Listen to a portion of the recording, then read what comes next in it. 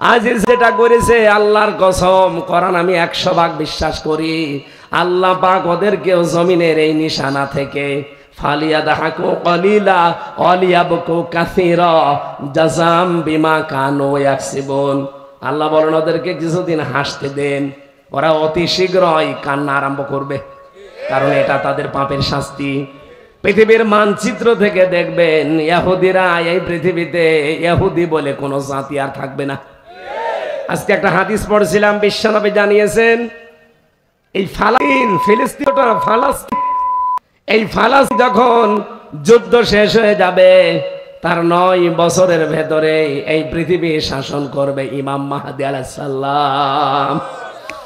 হাদিসটা পড়ার পর আর বিশ্বের দৃশ্যগুলো দেখার পরে আমার মনে হচ্ছে ইমাম মাহদী আসার সময় হয়ে গেছে। এজন্য বিশ্বের মুসলমানের দিকেও তাকিয়ে দেখতে পাচ্ছি অনেকে এখন ছোটখাটো বিষয় সব ভুলে এক কারে দেওয়ার আসতেছে।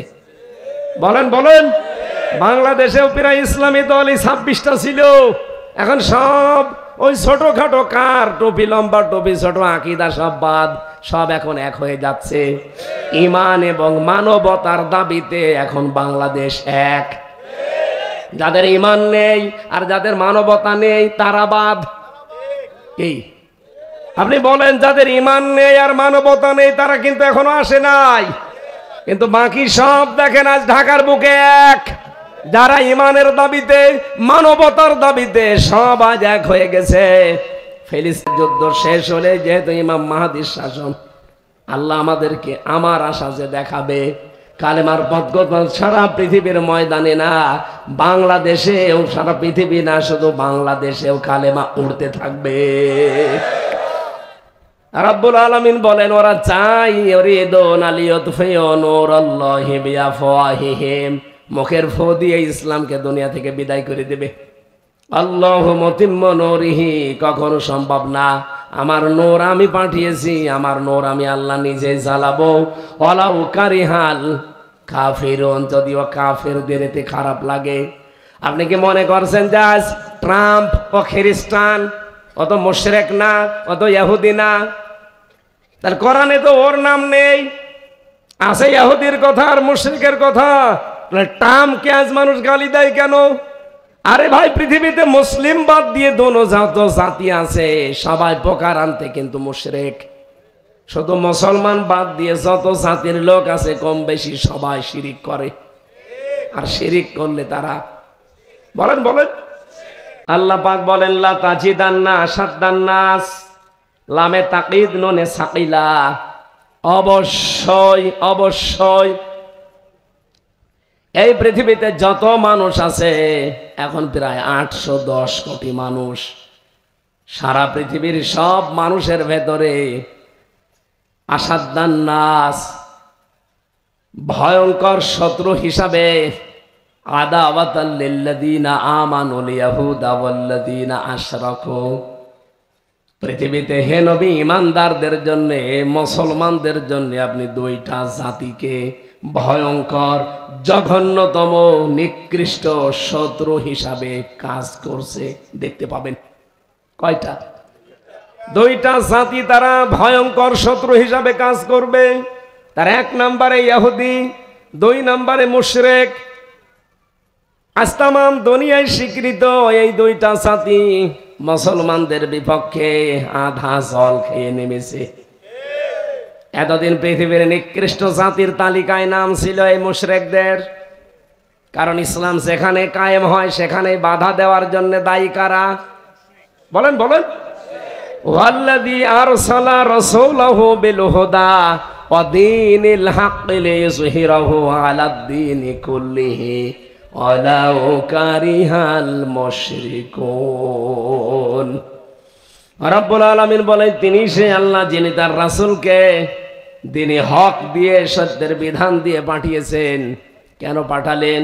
লিইয়ুযহিরাহু আলাদ দীনি কুল্লিহি, দুনিয়ায় যত ধর্ম আছে যত দিন আছে সবগুলোর উপরে ইসলামকে এজহার করবে। এজহার মানে না না, এজহার মানে বিজয় করা। এজহার মানে প্রকাশত ছোট মাসে মক্তবে ছেলেফিলি বলবে। আপনি কি মক্তবে পড়েন? ওই ছোটবেলায় কায়দা পড়ার সময় নুন সাকিনের কায়দা আমারও পড়িয়েছে, এজহার মানে স্পষ্ট করা। এখন আধুনিক ব্যাখ্যা বের হচ্ছে, এজহার মানে দাঁড় করানো, এজহার মানে বিজয় করা। আজ ইসলাম যদি সত্যি আমরা এই দেশে বিজয়ী অবস্থায় পেতাম, আফগানিস্তানের মতো ফের পক্ষে আমরা অনেক আগে দৌড় দিতাম। এই যে দেশে নেই, আছে শুধু এই দেশে খেদমতে দিন, একামতে দিনটা নেই। খেদমতে দিন আর একামতে দিন আকাশ আর পাতাল। বিশ্বনবী 13 বছর দিনের খেদমত করেছিলেন আর 10 বছর একামত করেছিলেন।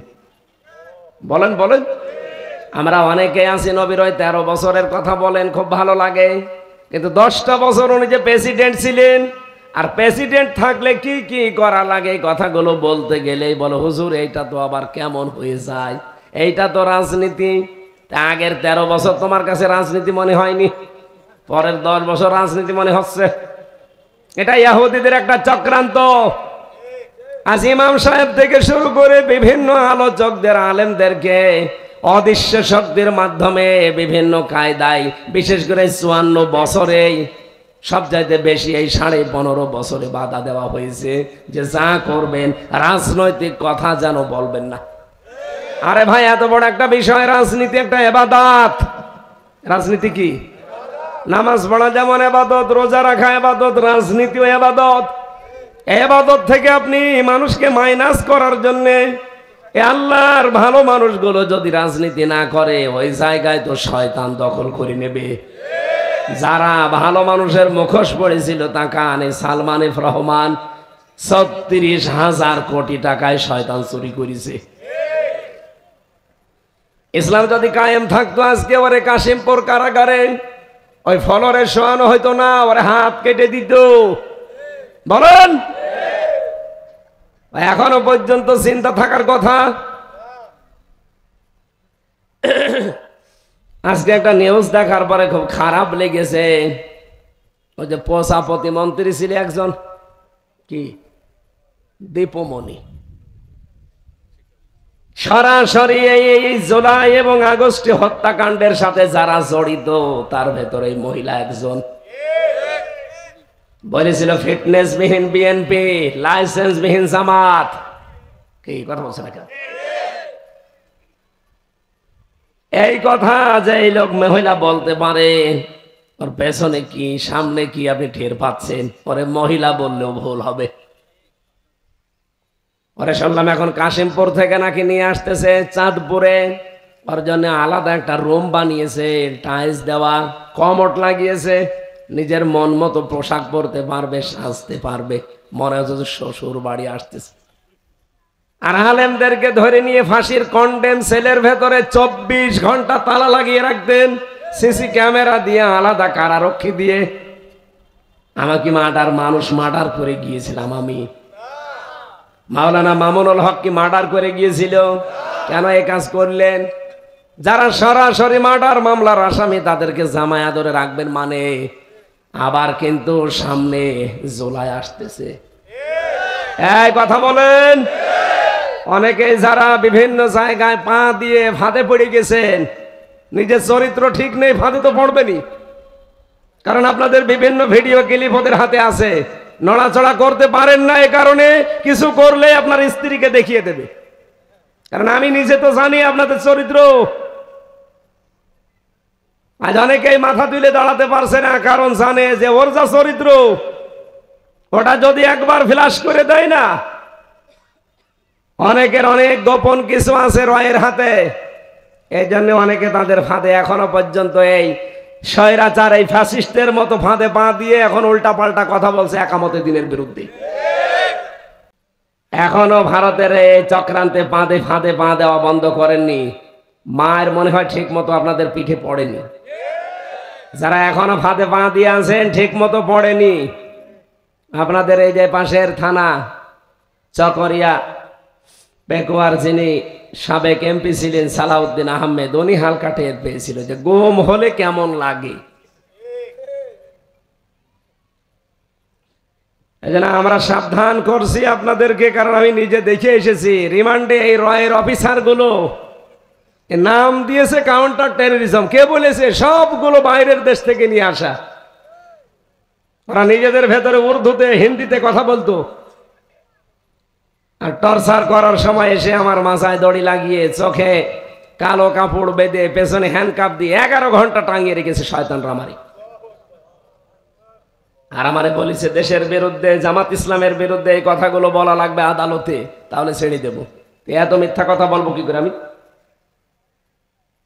আপনারা এখনো পর্যন্ত কিন্তু ঘর আপনাদের কাটে নাই। এজন্য সাবধান হন, সামনে কিন্তু জুলাই আগস্ট শেষ হয়ে যায়নি, আবার আসতেছে। এই কথা বললেন না কেন? জুলাই আগস্ট যারা করেছে তারা এখনো সব মারা যায়নি, এখনো তারা পেছনে আছে। কথা বলেন ঠিক কিনা? এই জন্য আমরা যাচ্ছে এই নিরপরাধ মানুষ, শুধু এটিএম আজহার না, এরকম লক্ষ লক্ষ মানুষ বিনা কারণে 15.5 বছরে জেল খেটেছে, গুম হয়েছে, আয়না ঘরে ছিল। সরকার যেমন অবৈধ ছিল, ওদের মামলাও ছিল সব অবৈধ। সুতরাং আমরা চাই সব নিরপরাধ মানুষকে বিনা শর্তে খালাস দেওয়া হোক। এই কথা বলেন না কেন? শুধু এতটুকু না, এদের বিরুদ্ধে যে মামলা ওগুলো ছিল, যারা মিথ্যা সাক্ষী দিয়ে মিথ্যা মামলায় রায় দিয়েছে, মিথ্যা রিপোর্ট লিখেছে, এদেরকে এই মামলায় দিয়ে শাস্তি দেওয়া লাগবে। বিনা কারণে আপনি কেউ বলবেন কেন? নয়তো আগামীতে যারা আসবে তারা এর চাইতে বড় স্বৈরাচার হবে। এই জন্য আমরা চাচ্ছি এমন সংস্কার করে যারা সামনে আসবে, যে আসবে কোনো বাধা নেই, আসেন, কিন্তু সংস্কার করে আসেন, আপনি আর স্বৈরাচার হয়ে উঠতে পারবেন না। পৃথিবীর নিকৃষ্ট জাতির তালিকায় 6 জন ব্যক্তির নাম আমি পেয়েছি। আপনি ইন্টারনেট খোঁটেন, একজনের নাম পাবেন প্রথমে। এখন জীবিত মানুষদের ভেতরে এই নেতানিয়াহু। 2 নম্বরে নাম আছে এই যে আল্লাহর ওলি পাশে মোদি, কষায় একটা 26টা আয়াতের বিরুদ্ধে মামলা দিয়েছে। আপনি চিন্তা করতে পারেন, যেখানে একটা অক্ষর উলট পালট হলে মুসলমানের কলিজায় আগুন লেগে যাওয়ার কথা, আর সেখানে 26টা কোরআনের আয়াতের বিরুদ্ধেও হাইকোর্টে মামলা দিয়েছে। এরপরে গুজরাটে লক্ষাধিক মানুষ পুড়িয়ে মেরেছে। এনআরসির নামে কত মুসলমানের নাগরিকত্ব বাতিল করে দিয়েছে। এখন আবার নতুন পায়তারা করছে, আমার মুসলমানের বাপ দাদাদের দেওয়া যে অক্ষকিত জমিগুলো, এই জমি নতুন আইন পাশ করে ওগুলো হিন্দুদের নামে সব দখল করে নেবে। সারা বিশ্বের মুসলমানদের এমনিতে ঈমান দেখেছেন, তেজ এখনো দেখেননি। আমাদের দেওয়ালে যদি সত্যি পিঠ থেকে যায়, কালকে কলকাতায় যে উত্তাল বয়েছে আমি দেখলাম, সারা বিশ্বে এখন চলছে। আজকে ঢাকারটা দেখবে সামান দুনিয়া। এজন্য আমাদেরকে আর জুলাই আগস্ট নতুন করে নিয়ে আসতে বাধ্য করবেন না। আশা করছি যে যেখানে ষড়যন্ত্রে আছেন থেমে যাবেন, নয়তো নিজের জীবনটা হারাবেন। কথা বলেন ঠিক কিনা? পৃথিবীর নিকৃষ্ট জাতি ছিল 1 নম্বরে মুশরিক। ইসলাম কায়েমের কথা হলে সবচাইতে খারাপ লাগে কাদের? আল্লাহ বলছেন আলাউ কারিহাল মুশরিকুন, মুশরিকদের সবচাইতে বেশি খারাপ লাগবে। 2 নম্বরে রব্বুল আলামিন বলেন তোমাদের শত্রু হচ্ছে ইহুদি। সূরা মায়েদার 51 নম্বর আয়াতে আল্লাহ আয়াতের তাফসীর করেছেন, ইয়া আইয়ুহাল্লাযীনা আমানু লা তাত্তাখিযুল ইয়াহুদা ওয়ান নাসারা আউলিয়া বা'দুহুম আউলিয়া ও বা'দ। ওহে যারা ইমানের দাবি করো, কান খাড়া করে শোনো, ইহুদি খ্রিস্টানদের কখনো বন্ধুরূপে মেনে নিবা না। কে বলছেন? হ্যাঁ, একেবারে মেনে নেওয়া যাবে না তা না, মেনে নিতে পারো পর্যন্ত, যতক্ষণ ওরা একে অন্যকে সাহায্য না করে। আপনি দেখেন আয়াতের পরবর্তী শব্দ, এদিকে তাকান, বা'দুহুম আউলিয়া ও বা'দ। যদি তারা একে অন্যকে সাহায্য করে, তখন আর তাদেরকে বন্ধু হিসাবে মেনে নেওয়া যাবে না। এতদিন আমেরিকার সাথে বন্ধুত্ব করেছিলাম একটা উদ্দেশ্য নিয়ে, কিন্তু যখনই জানতে পারলাম, দেখতে পেরেছি ওরা এই কাফেরদেরকে, ইহুদিদেরকে সাপোর্ট দিচ্ছে মুসলমান নির্মূল করার জন্য, তখন আর ওদের সাথে বন্ধুত্ব করা কোনো মুসলমান রাষ্ট্রের জায়েজ নেই। এ কথা কার? এরপরেও যদি কেউ দুনিয়ার স্বার্থে পড়ে করতে চান, অমাইয়াতাবাল্লাহুম মিনকুম ফাইন্নাহু মিনহুম, আল্লাহ বলেন ওদের মতোই তোদেরকে আমিও বানিয়ে দেব। ইন্নাল্লাহা লা ইয়াহদিল কওমাজ জালিমিন, জালেমদেরকে আমি আল্লাহ পথ দেখাচ্ছি না, দেখাবো না। বলেন নাউজুবিল্লাহ। আমরা যেন জালেম হয়ে না যাই। এতদিন আমরা অনেকেই মাজলুম ছিলাম, এখন দেখতে পাচ্ছি অনেকেই জালেমের ভূমিকায় চলে যাচ্ছে। এক কথা বলেন না, আমরা ঠিক বলেন। আপনি এতদিন জালেম ছিলেন, মুসলিম ছিলেন, এখন নিজেই যদি জালেম হয়ে যান। একটা আয়াত কোরআনে কারিমের আমার কাছে খুব বেশি এই আগস্টের 5 তারিখের পর থেকে খুব বেশি বেশি আন্দোলিত করে। এটা সূরা নাহলের ভেতরে আছে, নাহল নামল, সূরা নামলের ভেতরে আছে। একটু ভালো করে শোনেন। 19 নম্বর পারা 20 নম্বর পৃষ্ঠা 7 নম্বর লাইনের 52 নম্বর আয়াতে পাবেন, ফাতিলকা বুয়ুতুহুম খাবিয়াতাম বিমা যালামু। আল্লাহ পাক যেন তার কুদরতি আঙ্গুল এভাবে করে দেখিয়েছেন, এই সেই ঘরগুলো, কি বললাম, এই সেই ঘরগুলো, বুয়ুত বাইতুন দেয়নি, এই সেই ঘরগুলো খাবিয়াতাম বিমা যালামু, এই জালেমদের অত্যাচারের কারণে এগুলো আজ ওজাড় বিরান ভূমি হয়ে গেছে, গৃহশূন্য বানিয়ে দিয়েছি। আল্লাহ পাক ওই জামানার, এটা লূত আলাইহিস সালামের জামানার ঘটনা। তারা নিজেরা ছেলে ছেলে বিয়ে করতো, মেয়ে মেয়ে বিয়ে করতো। পৃথিবীর ইতিহাস তারা পাল্টিয়ে দিয়েছিল। এই সীমা লঙ্ঘন করার কারণে আমার আল্লাহ তাদের ওপর যে শাস্তি দিয়েছিলেন, তাদেরকে ডেড সি বানিয়ে দিয়েছেন, মৃত সাগর। আল্লাহ পাক বলেন, হে নবী একটু তাকান, এই সেই ঘর বাড়িগুলো যেগুলো এর আগেও ছিল জনমানব কোলাহলপূর্ণ, কিন্তু এখন আমি বানিয়ে দিয়েছি পোড়া, জনশূন্য, বিরান।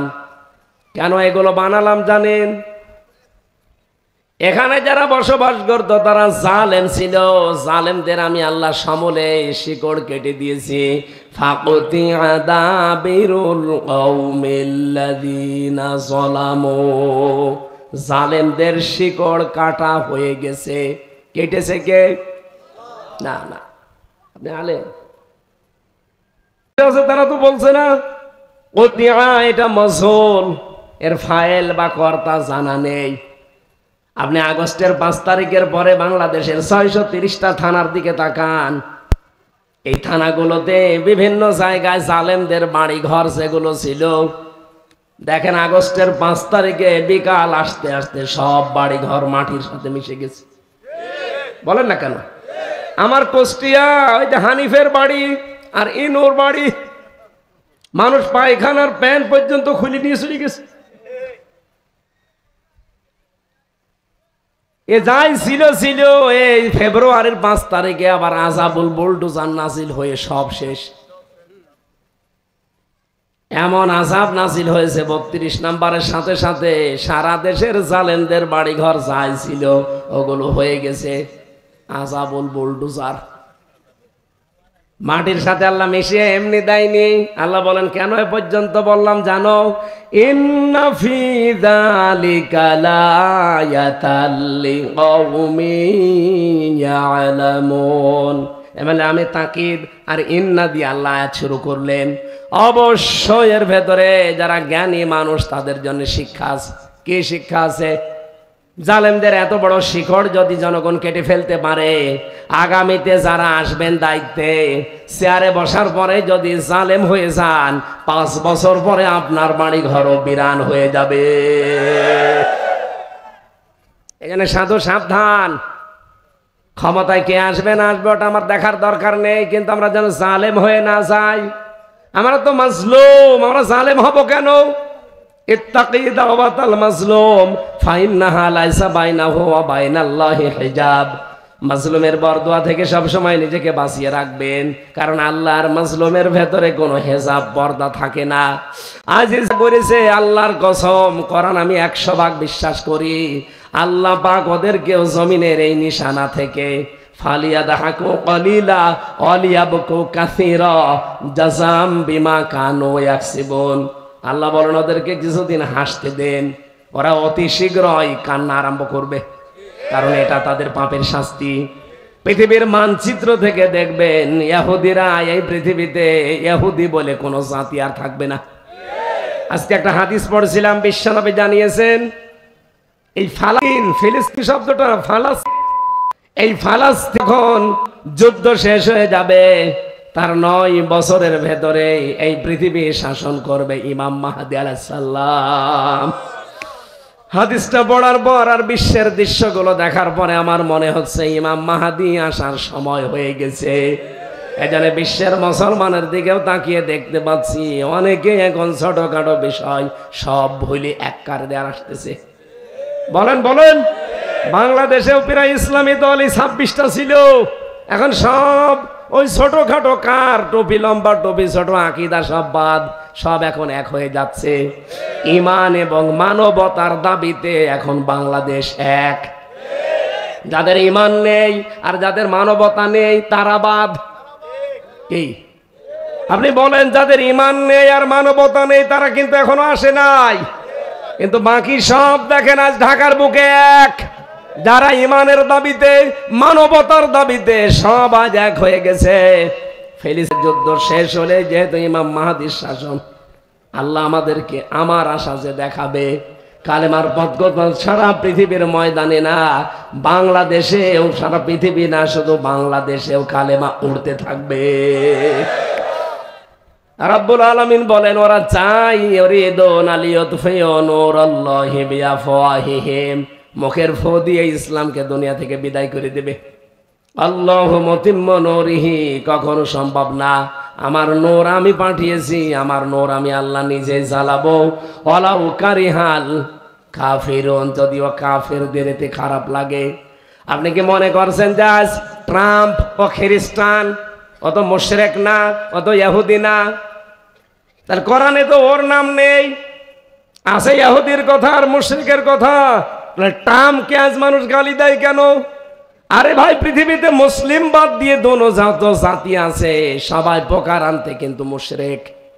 শুধু মুসলমান বাদ দিয়ে যত জাতির লোক আছে কম বেশি সবাই শিরিক করে। আর শিরিক করলে তারা, বলেন বলেন,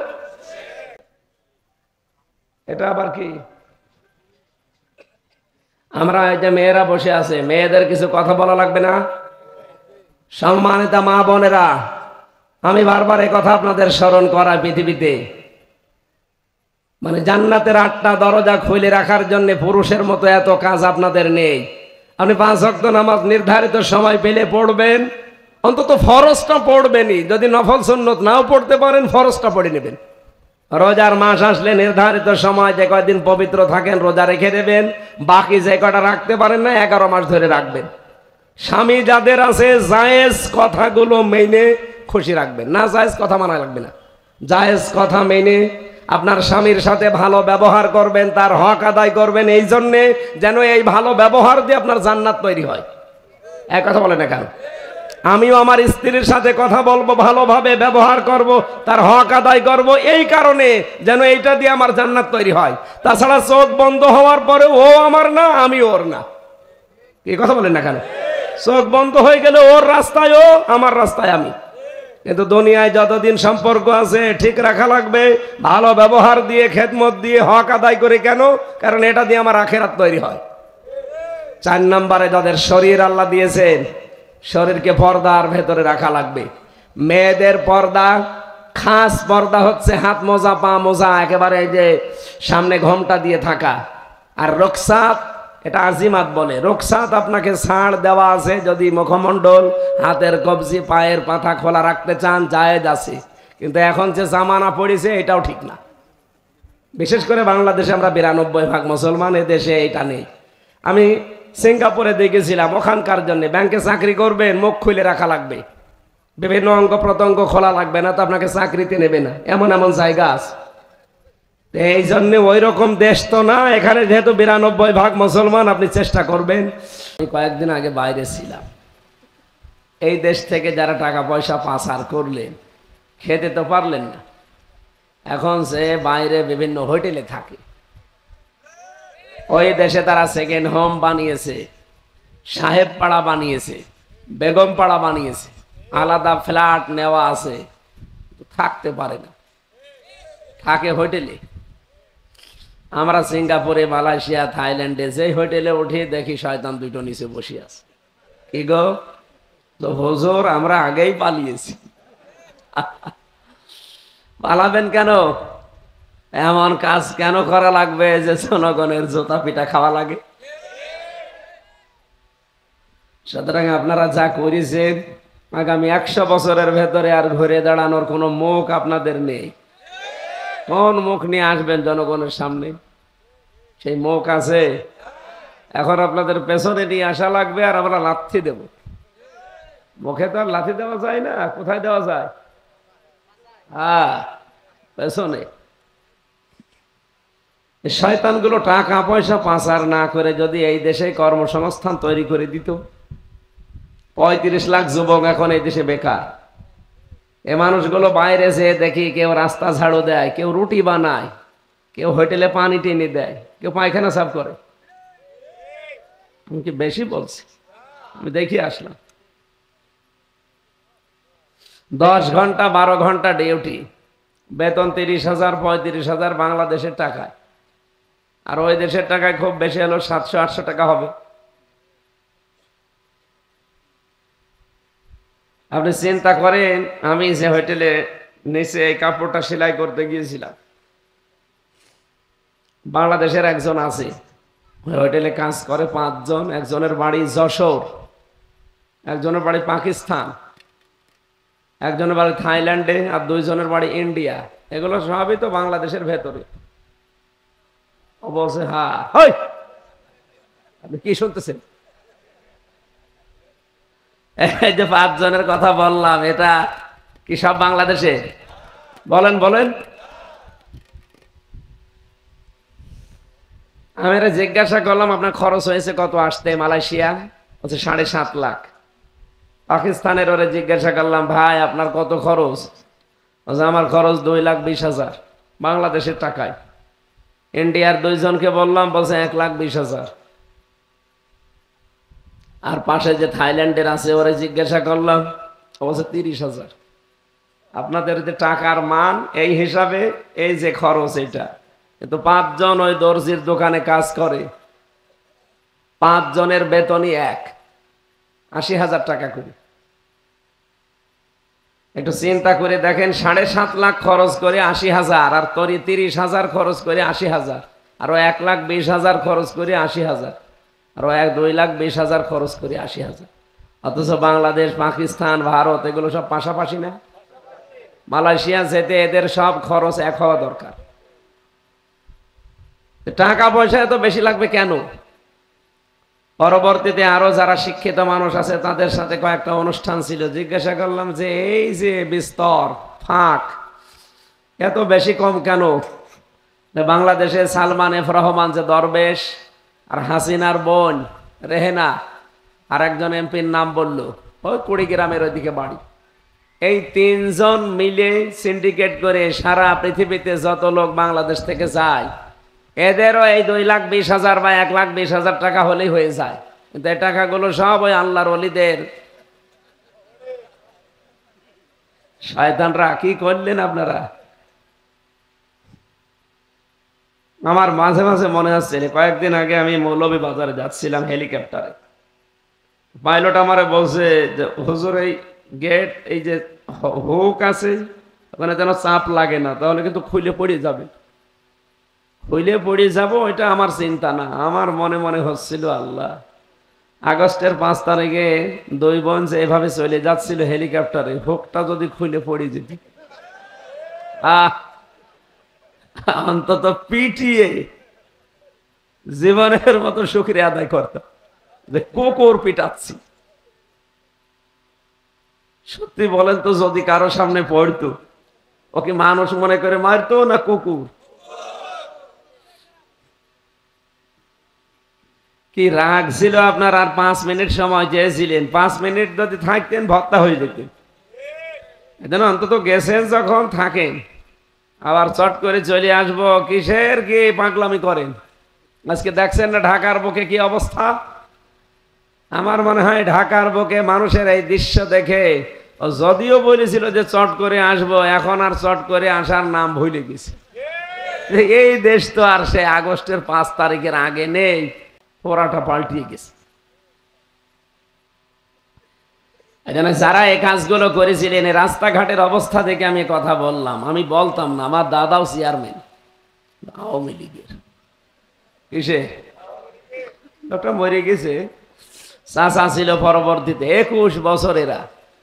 মাঝে মাঝে জিজ্ঞাসা করতাম, দাদা এই যে এত টাকা পয়সা আসে বাজেট হয় রাস্তাঘাট, বলে নাতি টাকা পয়সা যা আছে, যা বাজেট হয় এই রাস্তার জন্য, যদি সত্যি আমরা খরচ করতে পারতাম তবে 1 ইঞ্চি রাস্তা এই দেশে কাঁচা থাকার কথা না, সব পাকা হয়ে যাওয়ার কথা। কি অবস্থা করলেন আপনারা। টাকাগুলো উপর থেকে বাজেট হয় ঠিক, এ পর্যন্ত আসতে আসতে উপরওয়ালারা সব খেয়ে ফেলে। এই জন্য যারা সামনে দায়িত্বে আসবে, আমরা এমন মানুষকে দিতে চাই যারা টিয়ারের গম আর কাবিখার গম আর রাস্তার কালভার্ট ব্রিজ খাবে না, এরকম মানুষকে দিতে চাই না। এটা যদি কেউ রাজনীতি মনে করেন, হ্যাঁ এটা আমার রাজনীতি।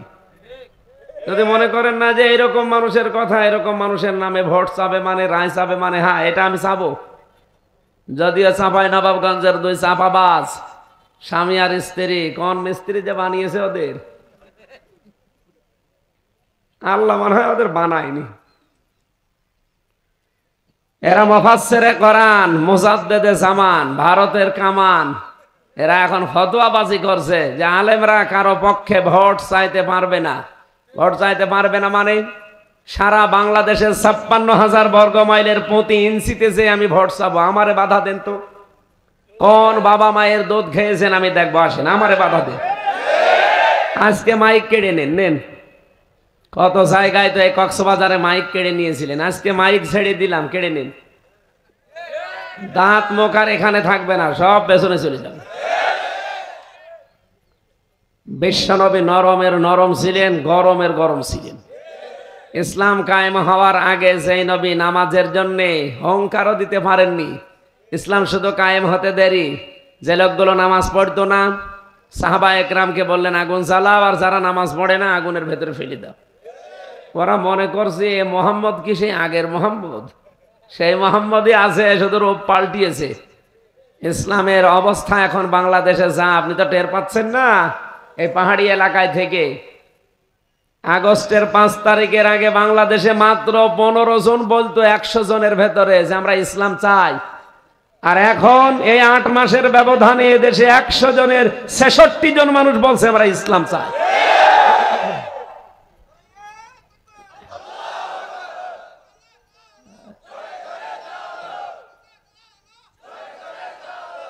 আপনি কি নারায়ণ তাকবীর বলছেন না নারায়ণ?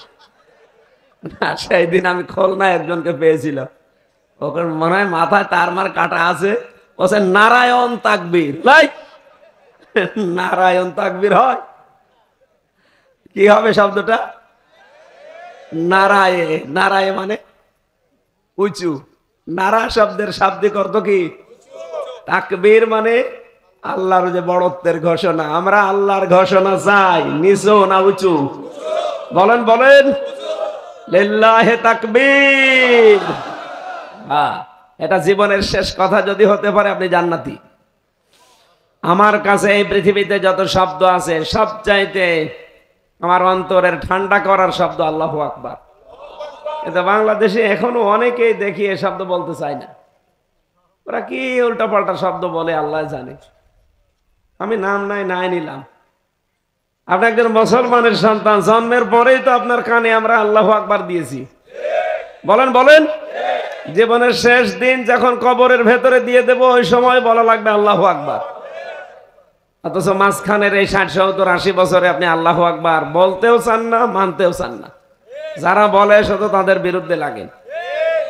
আপনার মতো মানুষকে আমরা বিসমিল্লাহি ওয়া আলা মিল্লাতি রাসূলিল্লাহ বলে করব কি? বলেন, এটা তো মিথ্যা কথা হবে। আপনি আল্লাহর দলেও ছিলেন না, রসুলের দলেও ছিলেন না। আমির হামজা না, আমির হামজার বাবা এসেও যদি আপনাকে কবরে দেয় যে বিসমিল্লাহি ওয়া আলা মিল্লাতি রাসূলিল্লাহ, এটা মিথ্যা কথা না? আপনি নিজের জীবনটা আগে ঠিক করেন। আর এই সমস্ত বিষয়গুলো আজ প্রতিফলন করব বলেই মাহফিল দিয়েছি আমরা। এমন কিছু কথা শুনতে চাই কোরআন থেকে, অন্তত স্থান কাল পাত্র ভেদে বাস্তবতার নিরিখে এগুলো এখন দরকার। এমন সময় আপনারা কথা শুনছেন যে সময় এখনো পর্যন্ত আজকেও প্রায় 30 জনের উপরে মারা গেছে গাজা। ফিলিস্তিনের মানুষদেরকে পাখির মতো ওরা মারছে। এমনকি কালকে রাতে আমি 2টার সময় দেখছিলাম, লাইভ চলছে, পৃথিবীর এই নিকৃষ্ট মানুষের তালিকায় যার নাম শুনলেন এই নেতা শয়তান, এই জঘন্যতম কীট, জাহান্নামের কীট। ও কথাগুলো বলছে যে সামনে যদি কেউ আমাদেরকে বাধা দেয় তাদেরকে এই গাছ মতো রাফার মতো টুকরা টুকরা করে ফেলবো। এই কথা শোনার পরেও আমাদের মতো সিংহের জাতি মুসলমান কিছুই বলে না। 200 কোটির উপরে আমরা মানুষ এই পৃথিবীতে, খালি মুসলিম। আমার মনে হয় শুধু যদি আমরা প্রসাব করে দিতাম, ওরা মাত্র 80 লাখ। কত? আপনি এই ময়দানে 200 কোটি মানুষ এক জায়গায় দাঁড় করান তো, আর মাত্র 80 লাখ একদিকে দাঁড় করান, প্রসাব করে দিলে ভেসে যাবে না? এই জন্য আমরা এমন একটা সময় কথা বলছি, শুনছি, মন মেজাজ কিছুই ভালো নেই। আজকে আমি ঢাকায় থাকার কথা ছিল, শুধু আপনাদের এই অনুষ্ঠানটার কারণে আমি থাকতে পারলাম না। মাওলানা মিজানুর রহমান আজহারি কিছুক্ষণ আগে আমারে এই ভয়েস মেসেজ পাঠিয়েছিল যে কত দূর, আমরা ইসলামিক ফাউন্ডেশনের অফিসে আছি, তাড়াতাড়ি চলে আস। যাবো কি করি? কালকে আমি বারবার বলছিলাম অনুষ্ঠানটা স্থগিত করে, সবাই যেহেতু যাচ্ছে আমরাও যাই, তা আপনারা তো মানলেন না। ওখানে গেলে ভালো হতো আজকে।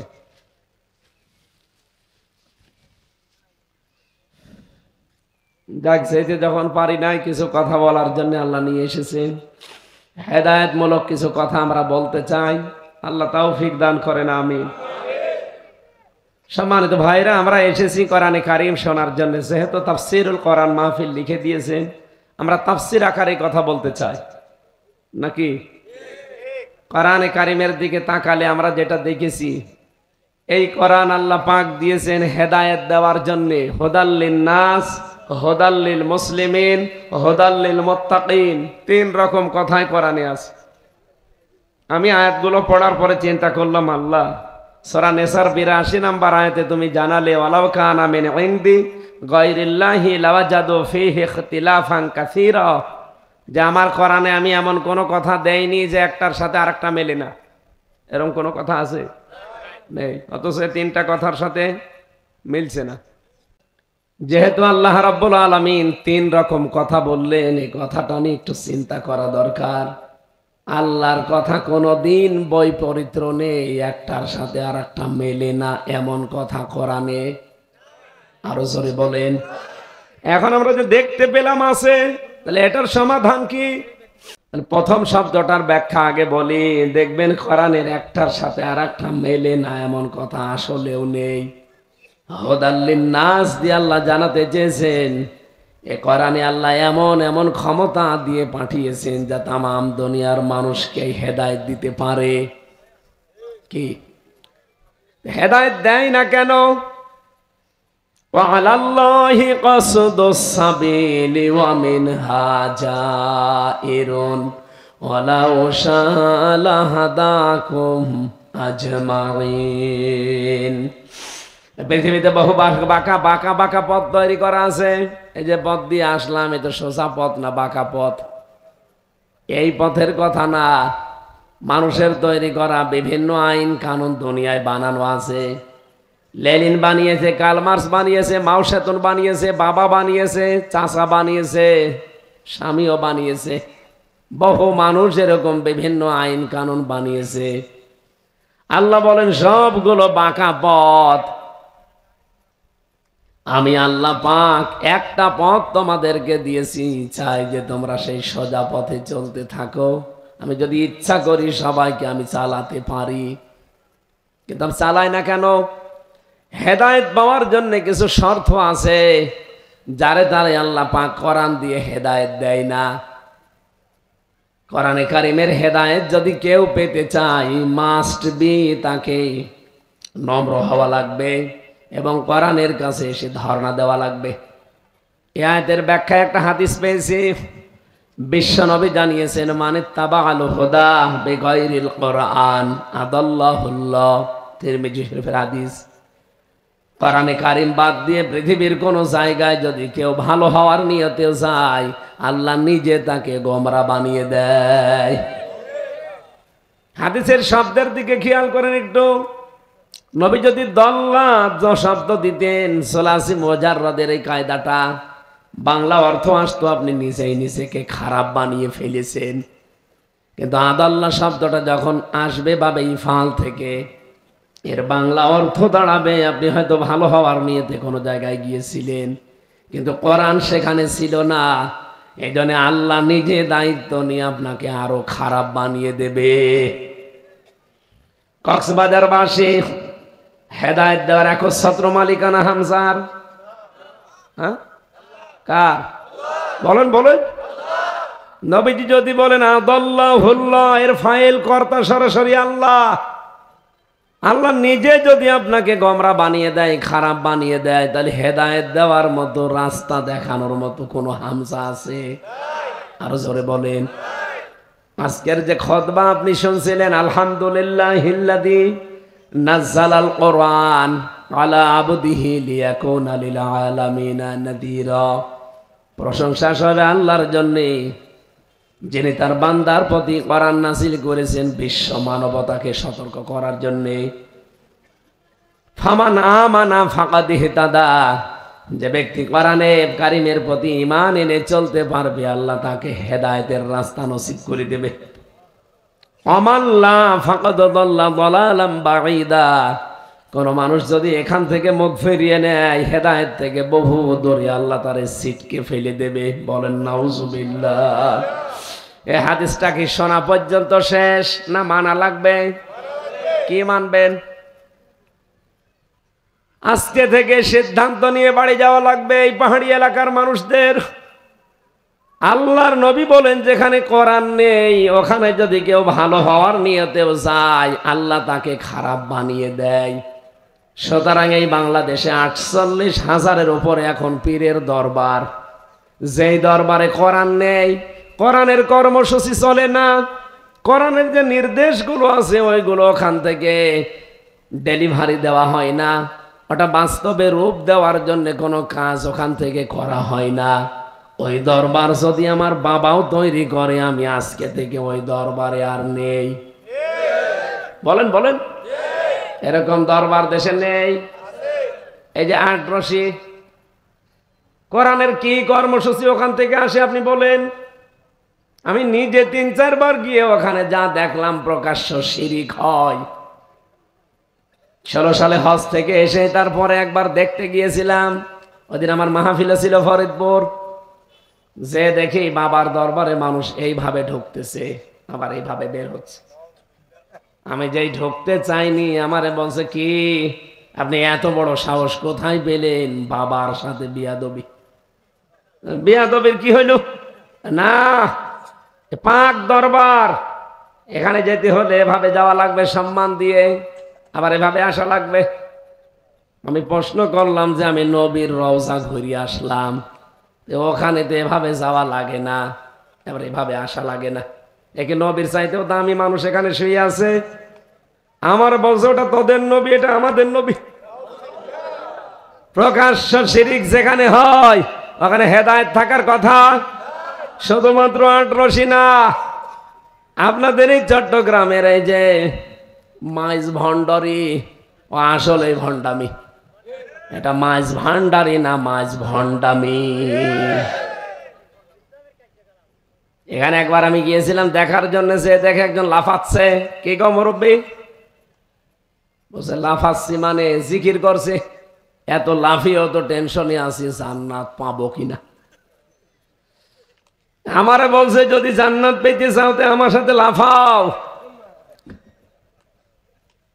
আপনি কি বুঝলেন? কোরআনের কোন জায়গায় আছে লাভ সাপ দিয়ে জিকির করা লাগবে? সূরা আরাফে আছে যে জিকির করতে হলে মনে মনে, কান্না জড়িত কণ্ঠে, ভীত সন্তুষ্ট হয়ে, উচ্চ আওয়াজ বাদ দিয়ে, এর নাম জিকির। আর ওরা যেভাবে লাফায়, আমার মনে হয় রোগী যদি আশপাশে থাকে সুস্থ হওয়া দূরের কথা, মরিয়ে যাবে। আর যেভাবে কলবে ধাক্কা দেওয়া হয়, ও কলব থাকলেও থাকে, গেলেও যায়। আমার মনে হয় এই ভণ্ডামিগুলো কোরআনের সাথে যা মেলে না, এগুলো এই দেশ থেকে সময় আসতেছে সব তুলে দিতে হবে। আর এই চট্টগ্রাম বিভাগে তো এগুলো আরো বেশি। যত বাবা আমার মনে হয় আল্লাহ সব এই বিভাগে পাঠিয়েছে। তাও তো কক্সবাজার একটু একটু ভালো আছে। এই চট্টগ্রামের এই লাইনটা ওরা একেবারে নাপাক করে দিয়েছে। ওদের নাম শুনলেও শয়তান পর্যন্ত হাসে। নূরে বাংলা, দরবারে জাঙ্গিরিয়া খুলে বসে আছে। ও একদিন থেকে লাইভ করে বলছে, মানুষ আমারে জাঙ্গিয়া হুজুর বলে। বলবে তো, জাহাঙ্গীর হোসেন ওর নাম, কি করে বলবে আপনারা জাহাঙ্গীর? আপনি যা কাজ করেন জাহাঙ্গীর মতো কাজ করেন। এত শিরিক এত বেদাত মানুষ জীবনে করতে পারে। কবরের কাছে যে বলছে, বাবা কলম পড়ে দিন। তাহলে আমি বোঝাতে চাই, আজকে থেকে সিদ্ধান্ত নিয়ে যাবেন আপনারা। রেকর্ড হচ্ছে তো, এই জন্য বলছি, যেই দরবারে বাংলাদেশে কোরআন চলে না, কোরআনের কর্মসূচি নেই, ওই দরবারের কর্তা যদি আমার বাবাও হয়, আমি এখন থেকে ওখানে আর বলেন বলেন যদি আমি ওখানে থাকি, ভালো হওয়ার নিয়ত যদি থাকি, আমাকে খারাপ বানাবে কে? এ পর্যন্ত বুঝেছেন? হ্যাঁ, আর একটু সামনে যাই, আপনারা আওয়াজ দিচ্ছেন, বলেন। বাংলাদেশে সেই রাজনৈতিক দলের কর্মসূচিতে কোরআন নেই, কোরআনের কোন নিয়ম নীতি চলে না, ওই রাজনৈতিক দল যদি আমার বাবাও প্রতিষ্ঠাতা হয়, আমি আর ওই দলে নেই। এটা অত জোরে বলার দরকার নেই। আপনারা এটা মানতে পারবেন না আমি জানি।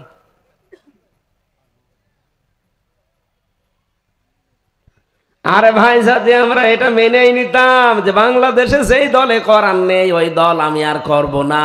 এই দেশে ইসলাম ছাড়া কোনো দল থাকতে পারে? 92% মুসলমান আমরা।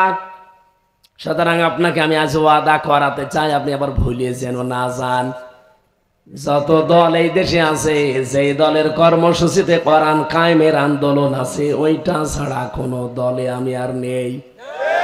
যারা পারবেন তারা হাত তোলেন। এই আন্দাজ হাত তুলবেন না। দেখেন তো হাত তোলেনি কে?